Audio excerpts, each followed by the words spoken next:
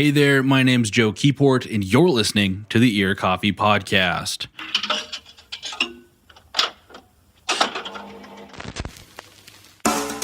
For this week's episode, I talked to Natalie Fideler and her band of Haley and Lee about Natalie's debut record, Three Man Army. I got a chance to ask about the new record, working as a full band, and the grant that made it all possible. The record is out now, so go listen to it wherever you find music. It's Natalie, Haley, and Lee. It's all right here on the Ear Coffee Podcast. How's it going? So I was like, oh, it's a solo project, so you got It's whatever. We're doing great. We're doing great. We're tired. It's morning. I've got my coffee. We're ready to go. Been a long time. Speaking for all of us. It's a long time no see for 2/3 of you. So. Yeah, totally. Well, cool. Let's just start off, get a little history of, well, first let's have everybody introduce themselves so we actually can put some voices to names, even though some of you are repeat guests for something else. So you want to first just start? I don't know which way you want to go. I'll start. Do sure. it. I'm Haley. I play bass for Natalie. For the Natalie Fideler band. For the Natalie band. I'm Natalie Fideler, and I am Natalie Fideler. Noted Natalie Fideler. I write the music, and I bring it to the table, and I play guitar, and I sing, and I play piano, and I do stuff. And I make Lee and Haley do it with me, and it's super fun.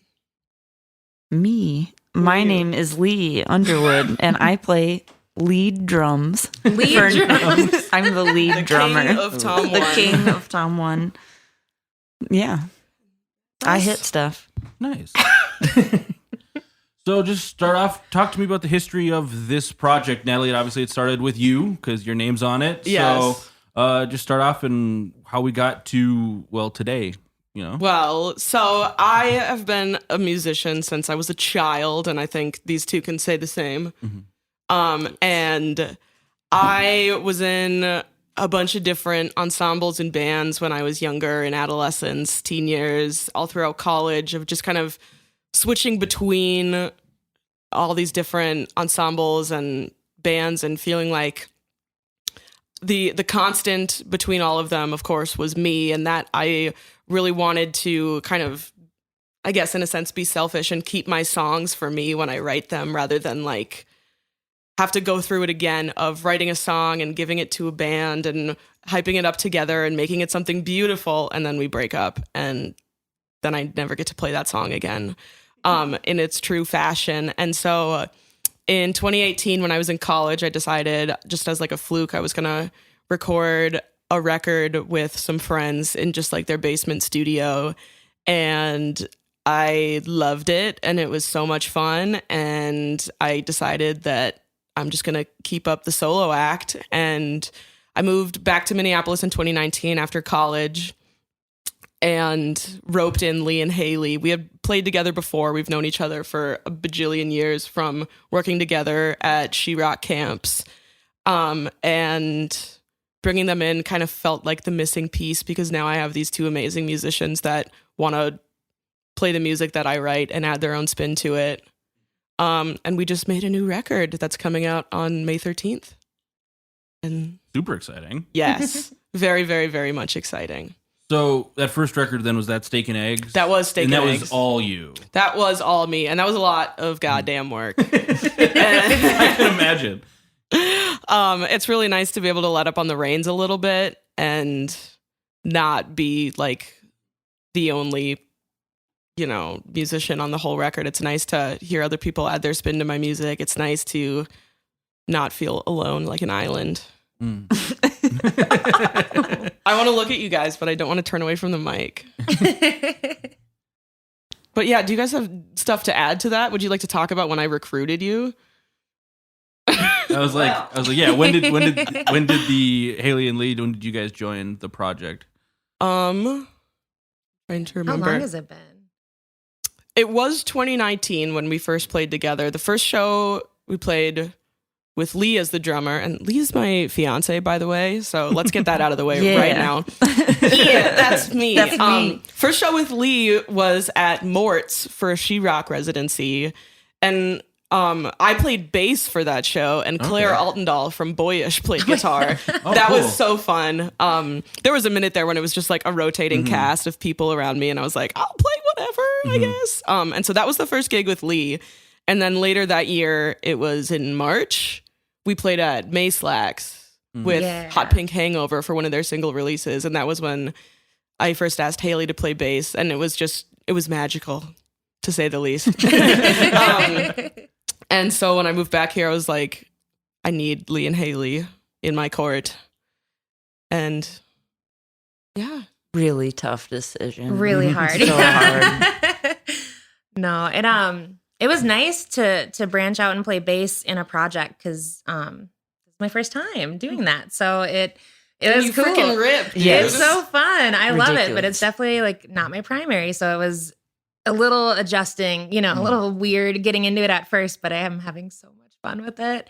And it's cool to like write songs for already established songs. Like that's something I haven't really done ever. Yeah, because usually like in bands I've been with, I usually bring the riffs, and I'm like, hey, check this out. Can we make a song? And so it was cool to have that kind of flip-flopped in this project. I think with us dating, there was that little bit of hesitancy for a moment of, Oh, yeah. And do we got a mix- lot of warnings of like, are you sure you want your Yeah. girlfriend to be your drummer? And I was like, can you find me a better drummer? No, you can't. Well, I don't think it was ever weird though. Like we've, knowing each other so long, have played together in musical settings for a long time, and I don't think there was any doubt that it was going to work out really well, despite all those warnings. And which you do see the interband relationship stuff get ugly sometimes, but this does not ever. So we're just going to put it there. Yeah. So what was it like bringing in for the songwriting process? Because Steak and Eggs was such a you-centric thing, like being able to hand off some of the parts, whether it was drums or bass or some other stuff to try and round out as you moved into your sophomore record here. What was that like? Well, so this record being one that we worked up during the COVID era, we were really able to take our time with it. And so it was like the beginning of 2021. I was like, we need to freaking make a record or I'm going to explode from not doing things. And so I recorded a bunch of demos of myself with like just my voice and whatever instrument I wrote the song on, and just kind of sent them to Lee and Haley. And I was like, let's chunk these out like 1 or 2 a month and just see if we can figure them out. And so it would be like, they could listen to it on their own time and then come together and we'd talk about kind of what I was hearing and what they were hearing, and a very collaborative process, I think. I mean, living with you, I heard you play them a lot. So Yeah. I guess I also have that advantage of That is true. listening. Listening to me practice. Yes. But it's a combo of doing stuff on our own time and bringing it to the table, or like doing stuff on the fly in rehearsal. But the seed was always like, here's a demo, here's how I want the structure, the chords, the melody, what can we do to make this even better? That being the starting point. Yeah, that really helped.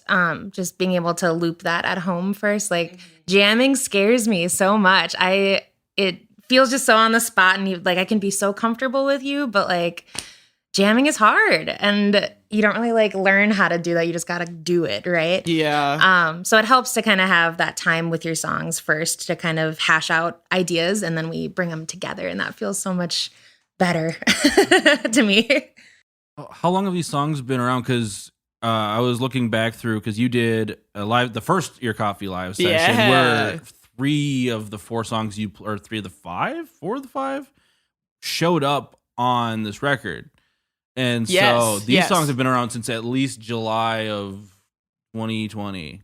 And so it's like, talk to me a little bit about, what you were putting into these songs. And because we already talked a little bit about the writing process specifically with the additional members, but for you cover a lot of ground in the 13 tracks on Three Man Army. Well, so some of these tunes are super old, like ones that I wrote when I was like a freshman in high school. the two of those being Three Man Army, the title track, actually, and then Abe Lincoln, which is track 4. And so Three Man Army is a tune that I wrote way back then, and it was one of those ones where, like, I was in a band at the time. It was my sister and my cousin and one of our friends, and we had started a band as kids and just continued to kind of jam together throughout our adolescence. And I tried to bring that song to them, and we just couldn't quite make it fit. And I kind of just continued to play it on my own through the years, and then eventually was like, I've played this enough. It's played out, whatever. I don't want to do this again. And then over quarantine, I was doing a live stream, and I was like, I'll just play some deep cuts because I need some new content to play. And Lee heard me play Three Man Army. And when I got done with it, she was like, excuse me, why the fuck aren't we playing that? Why aren't we doing this? You can actually go back to the archive of that stream and listen to her say that. It was so good. She's like, oh, it's really old, and like this has so much funk in it, and we could totally like make this so big, and Yeah. it really worked out well, and obviously is the title track, so I guess it's all right. Yeah. No, and I think this song has really blossomed into its full potential in the master that you hear on the record. I feel like listening back to all the old demos I made of it, just like this one wasn't quite right, that one wasn't quite right, but like I think Letting Up on the Reins was honestly probably what did it. Of like, I remember when we were kind of orchestrating the tune, I was like, Haley, I don't want to give you any freaking pointers on the bass line. I want you to make it, because I've tried to write one so many times and I hate everything I write. And then Haley writes an amazing bass line, and I'm like, well, There it is. God damn it. Like, she did it, you know? And so Abe Lincoln I also wrote when I was younger, and that one's more of a fan favorite. So many people have been like, I love that song. Is that one online? Is that one recorded? Or like people tell me that song makes them cry. Like, didn't you say that song made you cry once? I mean, a lot of things make me cry, so probably, yeah. But like, not to downplay it, I'm sure. Yeah. And then some of them were more recent, of like after the Ear Coffee session, like during quarantine, like sitting alone at home playing piano, like with nothing to do because COVID. So it's like, it feels very autobiographical to kind of compile all these songs between the last, like, I don't know, decade almost of my life, to just kind of scoot them together and make a compilation out of it. Okay. Then was there any other songs that you brought back essentially from the dead to really like either you played it for like Lee, or Lee heard it and mentioned it, or something else? You were just like scrolling through the archives and like, well, this is kind of cool, and you felt it fit more in this context. I think those were the only two that made it. There were a couple others, and I had been bouncing off the ideas with Lee, and they just didn't quite make the cut. It was just ones where, like, if we're going to prioritize, we can only have so many tracks on a record. Like, which ones do we really want? So there were other contenders, but they did not make it to the record. Okay. So then take me through what you were processing and what you were working through within the themes of a lot of the songs on this record. Because you have everything from like Judas, which is like the church, dealing with that. And then we'll talk about Caffeine Headache a little bit later, just because that was the single we premiered. Yeah. Which is awesome. And some of those, so take me through the record a little bit. You don't have to do like a track by track. Yeah. Like, this is what this All right. Well, I means. wrote the first track at 7 p.m. Yeah. But just like tell me, because there's like it's a really fun record to listen through, and how it kind of develops when you get from Kisses all the way down to Post-Apocalyptic GF. Which is one of my favorite songs, and I did want to ask about that one a little bit too. But we'll get there. Okay. We'll get there. Well, I think Three Man Army being the title track has a lot packed into it. I loved the usage of the number 3 because we're a trio. And the lyric that the title comes from is, I'm sick of losing all these fights with my 3-man army, me, myself, and I. And I thought there was a nice little juxtaposition of the number 3 of being like me, myself, and I. Like, I am myself. I am a solo artist. I am, a sufficient army in and of myself. But also that when we were working up these songs, it was kind of like the 3 of us against the rest of the world, just like sitting in the basement, jamming every Monday, and like just being in that COVID era space. And so I think that kind of the message of Three Man Army feels like the biggest overarch to me of like what the theme of the record would be, of like being okay, being different, being okay, being in charge of yourself and not really looking for that validation anywhere else but from within yourself, and having to accept that even though that's kind of a scary thought, that's the key to, you know, being okay with being yourself. And I think that all the other songs can kind of fit into there in some regard, with like, for example, Judas being about like experiencing indoctrination as a child, going to church, and now having to, you know, deal with the, you know, the, what's the word I'm looking for? Deconstruction? Sure, I don't know. That's the big one all the evangelical kids talk about these days. As a former church kid that myself. makes sense. Yeah, like unlearning all of the myths and coming into my own and realizing like, hey, that stuff, that all that pressure that I felt as a kid to not be me, like it's actually not there anymore. And I can just be this version of Natalie.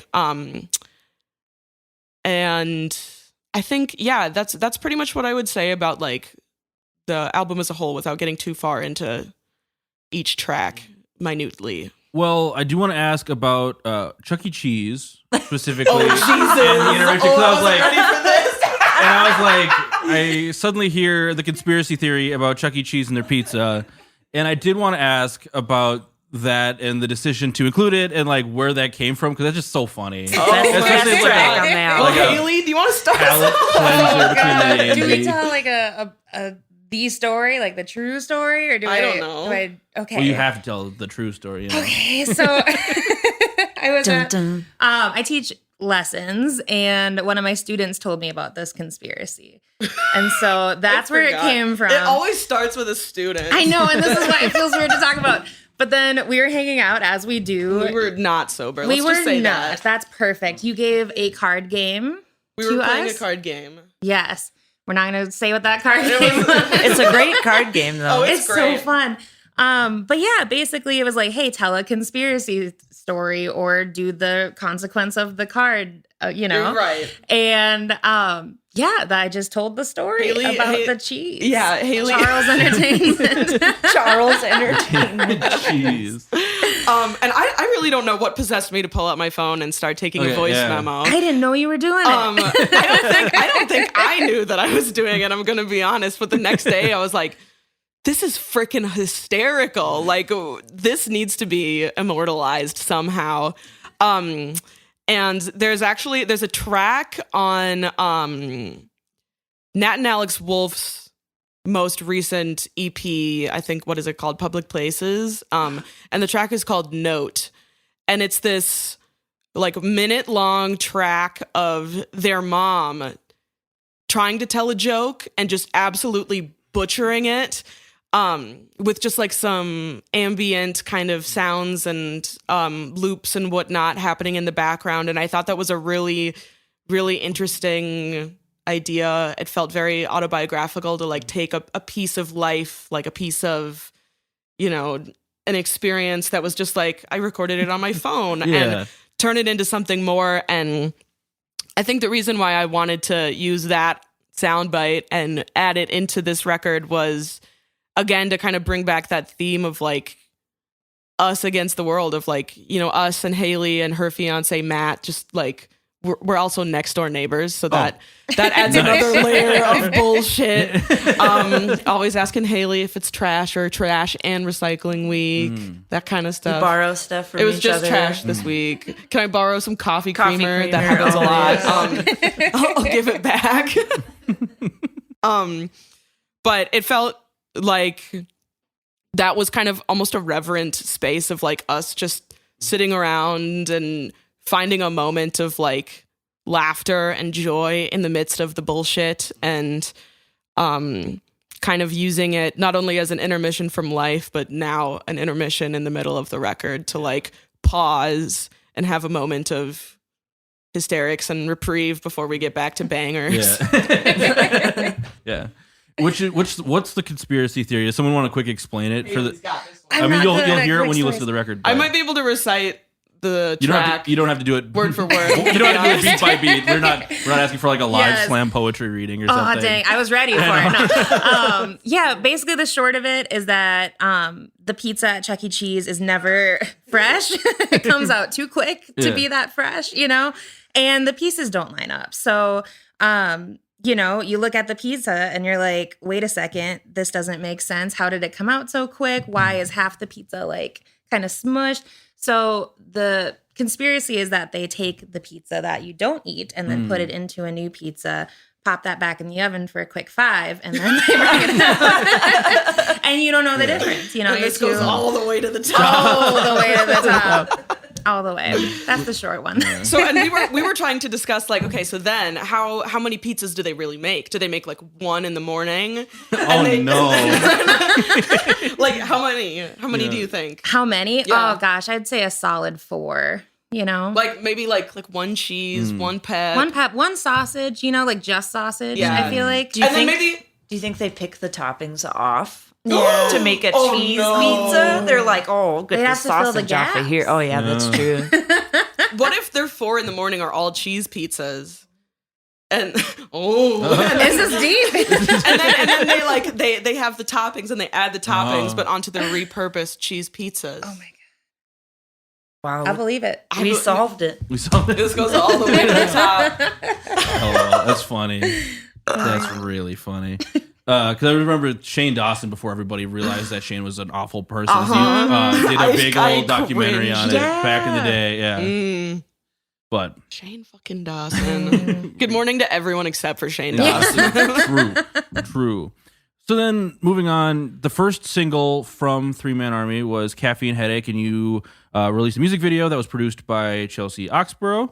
And so, talk to me about the song specifically, and then about the music video itself, because there's a lot going on there. So, Well, Well, so I wrote Caffeine Headache when Lee was trying to quit smoking.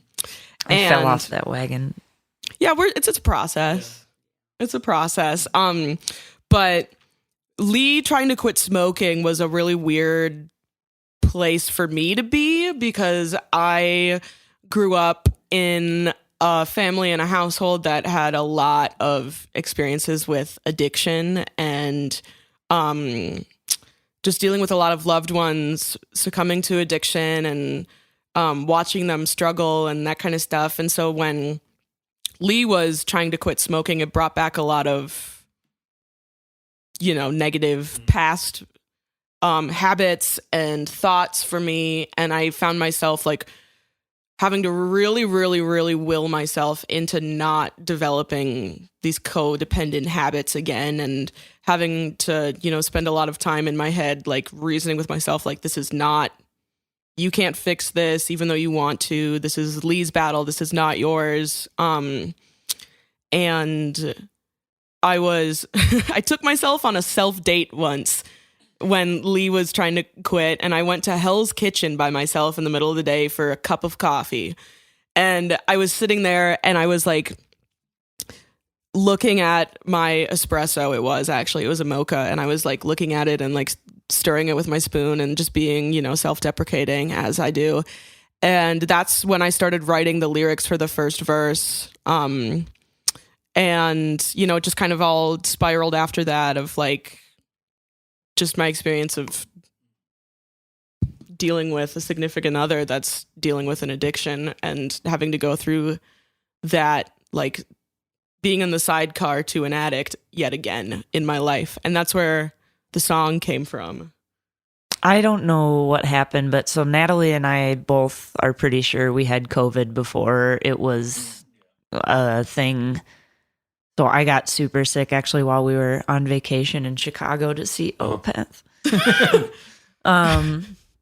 Yeah, when we got back, I was so sick and just did not want to smoke. And I hit about week 3 and just spiraled into this crazy depression, which I'm sure had to do with nicotine in some form. But yeah, it was a little bit of a dark time for me. It was for both of us. Yeah. okay. What was it like hearing the song for the first time then? Oh, yeah. 'Cause I've never asked this question. Yeah, Let's so hit it. or what was your thoughts or what was, feelings for you? I mean, I think I understood knowing her past. And she's pretty good about talking to me about stuff and explaining things. And it's not like I'm going to get offended that I was being an asshole at that time. And it, I love Natalie's lyrical content, and that's something I've always really respected. What?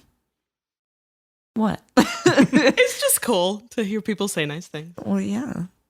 You're my fiance also, so I support you in any way. But yeah, I thought it was beautiful and cool. Well, awesome. So the video. Yes. which is amazing. Yeah. The video did is freaking sick. ridiculous. We job. are on the Ear Coffee podcast yet again, repping Chelsea. Yes, She forever. also did the Getting By video that was premiered in January. Jeez, that's so long ago. But so I really wanted to work with Chelsea for this video because I initially had this idea of like using all of these different addictive substances like coffee, wine, liquor, cigarettes, whatever. And using them in the abstract with my hands, like preparing them, you know, doing random stuff with them, and having it filmed kind of like a product video.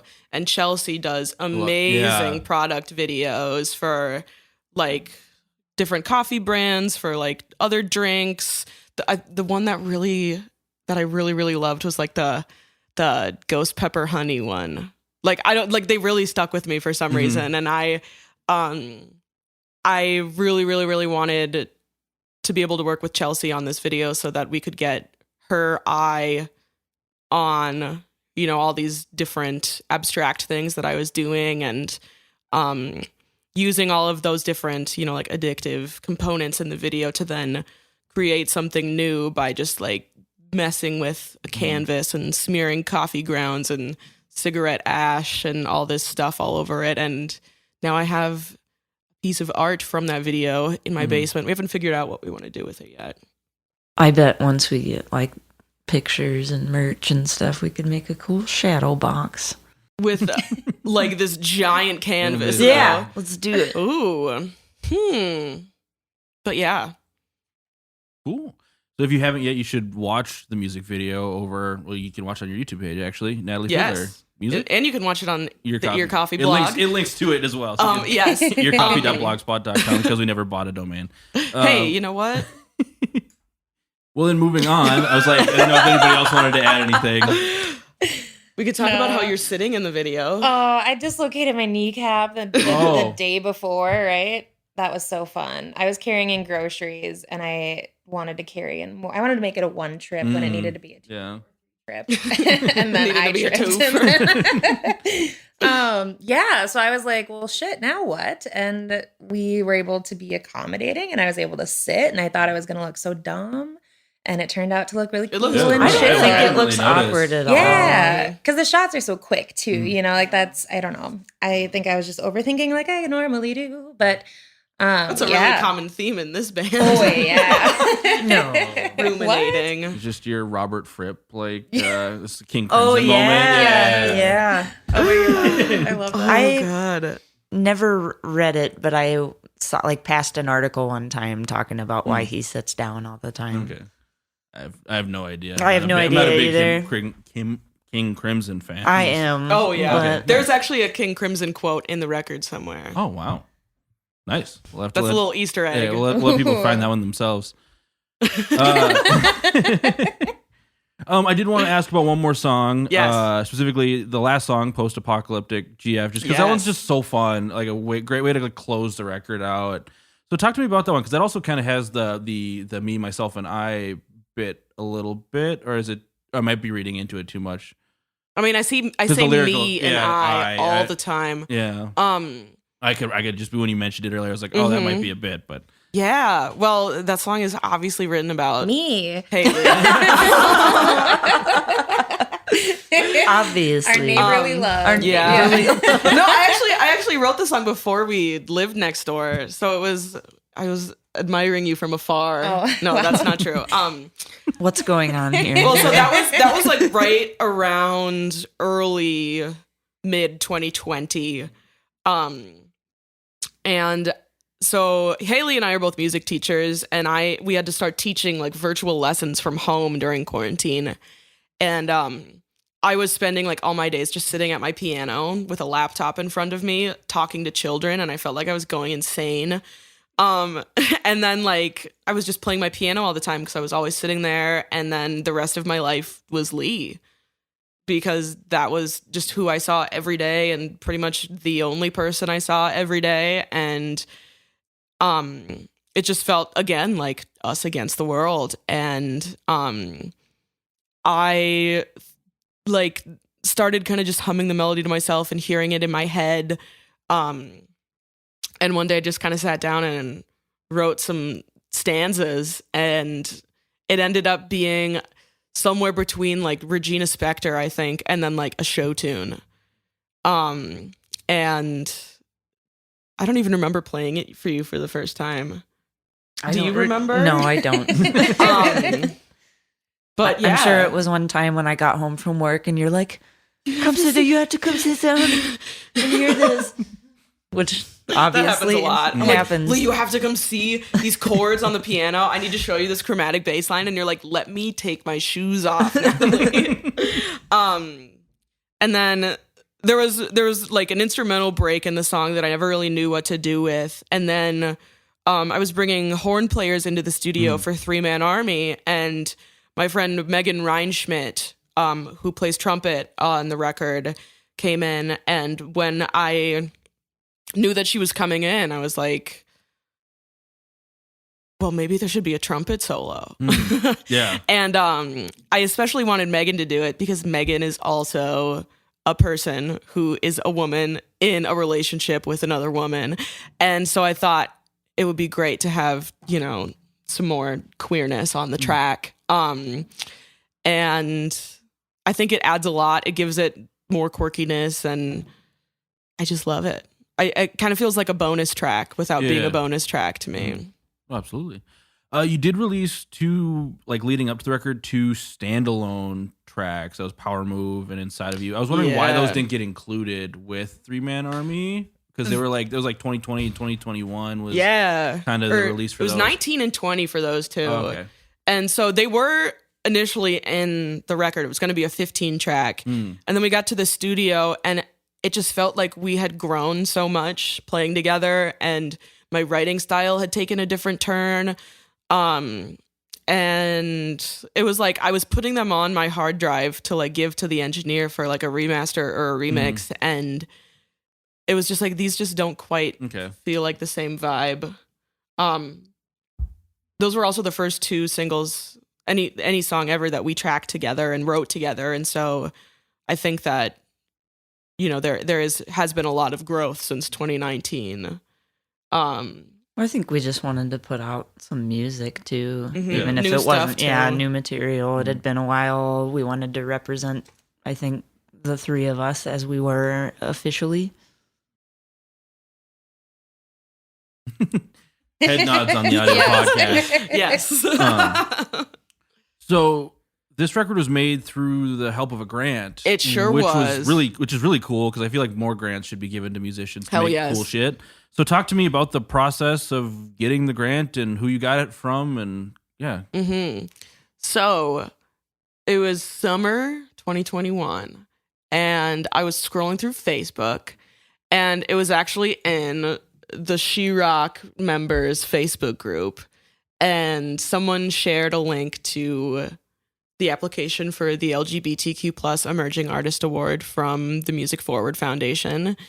And I clicked on it, and I like read the like eligibility requirements, and I was like, that's me. Cool. I'll apply, whatever. I probably won't get it. And I filled out the application with some help from Sam Stallman, the one and only. And Spreadsheet Sam. She's going to hate that we said that. Oh my God. She's going to hate us. And then my Aunt Leslie, who has been working in like grants and like music business stuff for a very long time, helped me write some really good and thoughtful answers to their questions and flesh out like what the hell would I do with the money. And there's a lot that goes into a grant writing. As someone who like reads a lot of grant writing stuff for journalism related work, I'm just like, Jesus, I can do this if I wanted to. Yeah. It takes a lot of work. Yeah. And you spent a lot of time on it. The other thing, I think the hardest part about the grant writing of itself was that I had like letter or like character counts that I couldn't go over, or word count that I couldn't go over. And I found myself consistently going over because I had so much to say and so many things I wanted to include to kind of qualify what I was saying. And that was where my mom and my stepdad actually came in and helped me pare down my words. They are also very smart people. I had a lot of help along the way, to say the least. Yeah. And then I didn't hear back from them for 2 or 3 months, and I was kind of just forgetting about it. Like, whatever, I'll probably get a sorry we didn't pick you email in the mail someday. And then one day I got an email that said the complete opposite. And that was like, you've been accepted as one of the winners. And I shit myself.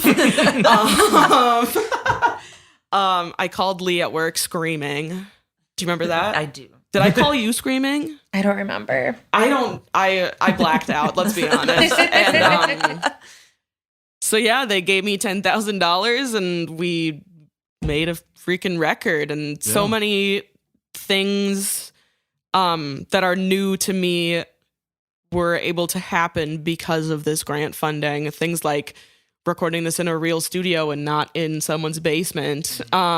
Working with an actual mastering specialist. We worked with Bruce Templeton from Microphonic Mastering. And he's worked with a lot of local artists too. Like, he just did the most recent Gully Boys EP. Oh, nice.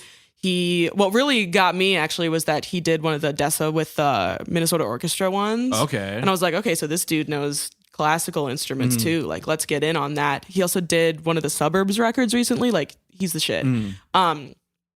And then things like having a PR campaign, like, never would have ever done that before. And my PR campaign starts on Monday. And so, like, so many new things that I did not ever think I was going to get to do because I didn't have money for it are now happening. And I feel really proud of it and really thankful and excited and horrified. And thinking back to making the record, whether it was writing, recording, etc., what moment sticks out to all of y'all? Do you have a moment that you just really like to think back on, whether it was a favorite of yours or was really striking or something like that just kind of makes you, when you think of the process of making Three Man Army?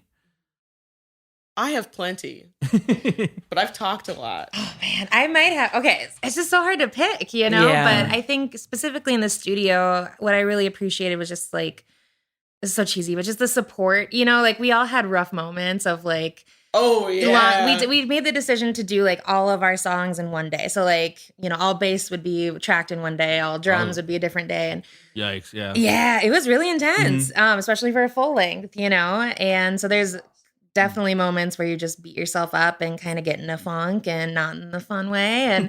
And yeah, it was just really cool to have Natalie and Lee just be so freaking supportive. And like Steve, our engineer, was like so incredible and was able to give us like direction without being pushy or like overstepping. And you just felt so like lifted up by everybody there instead of just trying to get out of your own head, you know? So I really loved that. That's probably the biggest thing that sticks out. Yes.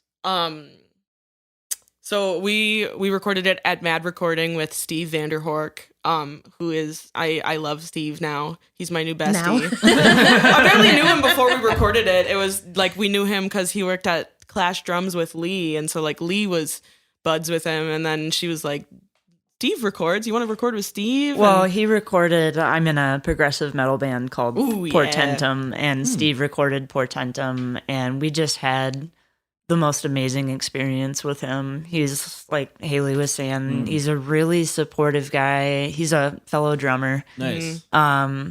and classical percussionist for the record. Yeah. So I think that definitely had some influence on the record, that he studied both contemporary and classical music, and that being part of my background as well. He's just really insightful and helpful with his suggestions, like him being a drummer. Like there was one part I was kind of struggling with against the click, and he was like, try this. Mm-hmm.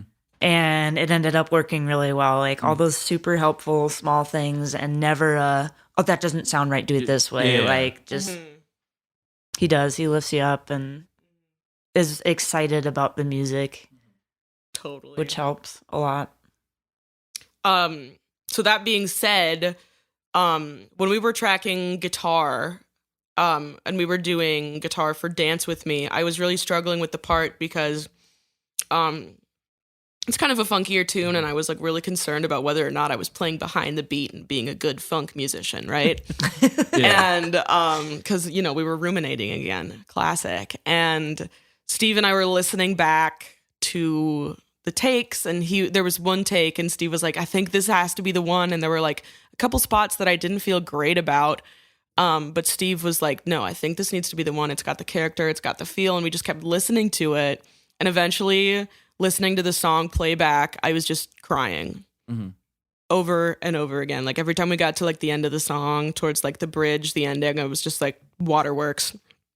And it like transitioned into this heart to heart, and suddenly Steve was crying, and then we were eating sandwiches from Pizza Luce and crying, and like these two were at work. That was part of the reason we did it the way we did it. It was so like we could take off the least amount of work. And that was just a really, really, really good moment. And like every time I think about Dance With Me, every time I listen to it, I think about that moment of crying and, just like having this moment with Steve. I also really remember another moment that really sticks out to me was when Lee heard the guitar solo for the first time in When the Evening Comes. That was going to be my answer. Okay, you talk about it then. You mean Family Dinner? Yeah, Family Dinner. There's code names for the song, and we don't understand any of them. Well, I stopped in when I got done working one night, and she had just got done tracking the evening.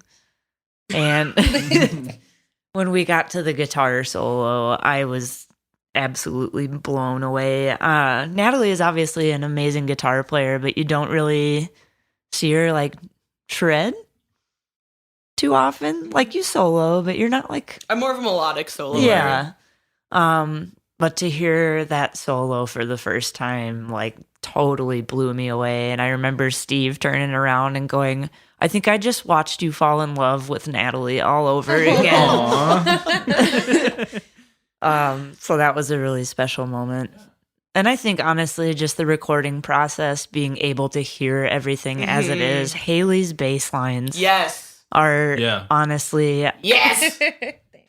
The second verse in Vinegar and Oil, when Haley's doing some like up on the neck, like doo-doo-dee-doo-dee-doo shit, and it's so good. And every time we got to that part when we were tracking, like Haley's in the live room just like going in, and we're in the booth and we're all just like dancing and like screaming. We're like, yes! We love you. Haley's bass lines, I think, are one of my absolute favorite things on this record. I love having guitar player bassists because I feel like they hear melody differently and they hear things differently, and I think that ends up making songs way cooler a lot of the time. But especially as a trio, and like I play guitar like a drummer because I am primarily a drummer, and so like I'm very percussive with the way that I strum, and so I think that Haley's playing adds a really good balance to it. She's like the Les Claypool of Natalie Fideler. Wow.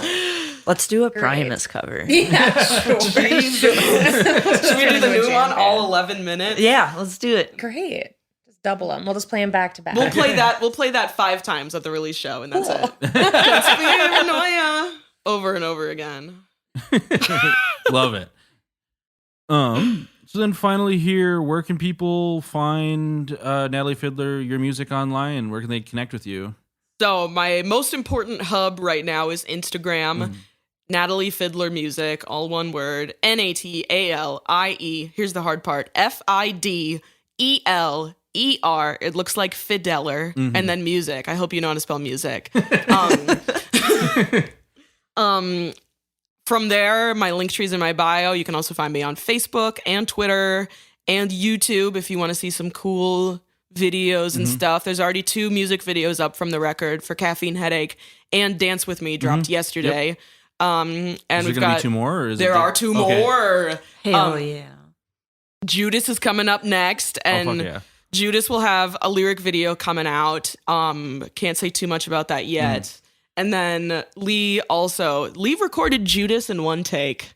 Damn. Which I thought that was going to be the trouble track. And 1 freaking take. Yeah. And we were recording on the GoPro when she did it. And so Nice. we have the video of Lee playing the take. And so that video is also gonna end up on YouTube next week. So there's that. And then Spotify, Apple Music, all the stuff, Bandcamp. Well, perfect. The album is 3-Man Army. It'll be out either in a few days from you hearing this, or is already out, which is it's a fantastic record. Congratulations. I really loved it. Like, listened to it twice within the last 12 hours. So, Natalie, Lee, Haley, thank you so much for stopping on by the Your Coffee Podcast. Thank you for Thanks having for us, having Joe. us. The Your Coffee Podcast is a companion to the blog of the same name. If you like this episode, please leave us a rate and review so we can stand out among the other music podcasts. You can follow us at Twitter, Facebook, and Instagram @Your Coffee. Thank you for listening. We'll see you next time.